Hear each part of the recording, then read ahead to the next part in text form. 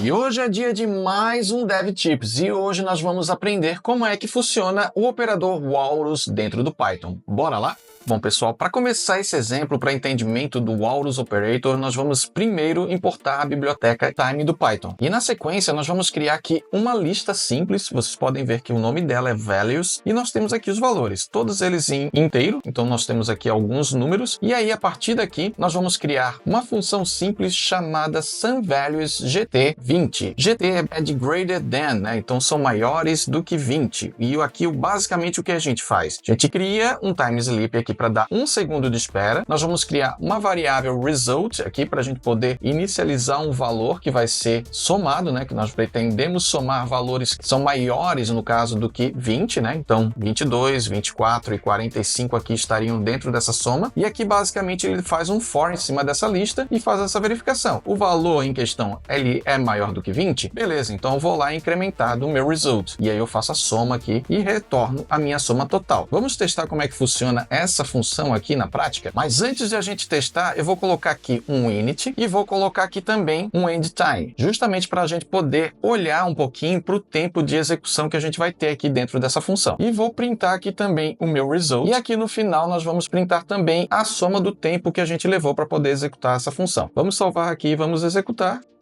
e olha lá. Ele levou 1 segundo, teve uns milissegundos aqui, e aqui ele fez a soma certinho de 91. O Walrus Operator ele funciona da seguinte maneira, ele serve apenas para tu nomear uma variável dentro de uma condicional. E aí a gente pode ver isso na prática agora, colocando esse funcionamento do Walrus dentro de uma condicional simples que nós vamos fazer aqui no código. E basicamente, para a gente demonstrar isso, eu vou substituir isso por um if simples aqui, onde eu faço a verificação. Se a minha soma dos valores for maior do que 50, eu vou printar a soma dos meus valores. E aí eu vou criar uma variável result aqui e vou printar o valor da variável result, que nada mais é do que a própria soma dos valores. Mas você deve ter reparado que ali tem alguma coisa estranha, né? Eu estou executando a função 2 vezes, né? Ou seja, se eu executar isso aqui agora, olha lá o meu tempo que ele vai executar. Ele vai levar 2 segundos. Por quê? Porque ele executou 2 vezes a minha função. E todas as vezes que ele executou, ele teve que passar aqui no meu time sleep.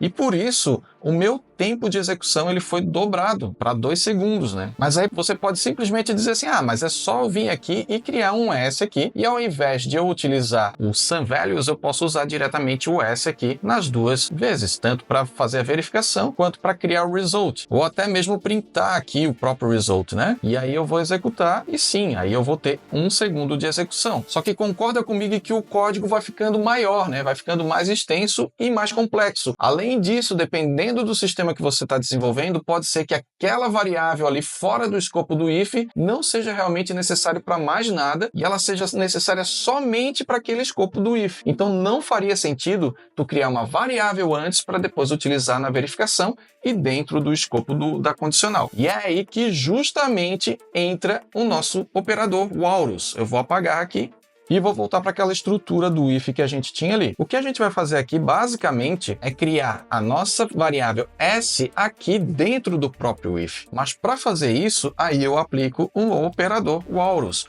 O operador Walrus nada mais é do que leão marinho, porque olha só, se virar ele ao contrário, a carinha dele é de um leão marinho, praticamente, né? E aí eu posso simplesmente usar esse S, ao invés de SumValues, eu posso simplesmente dar um S aqui. Posso até usar o S aqui também, bora. E se eu salvar, olha lá, eu vou executar e eu tive 1 segundo aqui. Mas você reparou que teve um comportamento um pouco estranho ali, né? Não sei se você pegou ou não a minúcia. Aqui, ao invés de aparecer o 91, começou a aparecer true. E por que isso? Simples, galera. Porque aqui eu posso utilizar simplesmente parênteses para poder trazer esse valor, né?